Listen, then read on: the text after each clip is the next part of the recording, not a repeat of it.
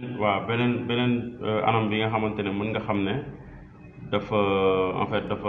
dafa am bu appuyé maanaam boo defee nii gis nga am na bu appuyé gis nga la preuve su ma defaatee nii tag gis nga su ma bëggee yéegal parce que am na poussoir bu arrêté bu kii léegi nag nii day yàq bobine bi lii mooy yàq bobine bi.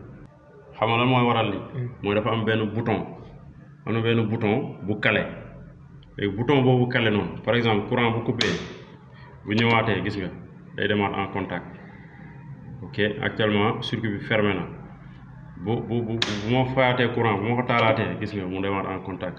lii day lakk interrupteur léegi li koy waral mooy dafa am benn bouton poussoir bu kale fii am na benn bouton si appartement fii am na benn bouton poussoir bu kale mooy day bloqué en permanence parce que bouton poussoir normalement da nga war a bës mu dellu ok donc lii tamit day waral muy yàq kii affaire waaw ok actuellement gis nañ interrupteur bi ko doon def maanaam gis nañ bouton poussoir bi ko doon def la preuve gis nga deful excité wul bobine bi ok tak excité wul bobine bi ok kon nga xam ne RAS donc gis nañ suñu panne donc dañuy changer bi parce que loolu tamit bu bloqué noonu loolu moom moo yàq bobine bi tamit donc c'est ok.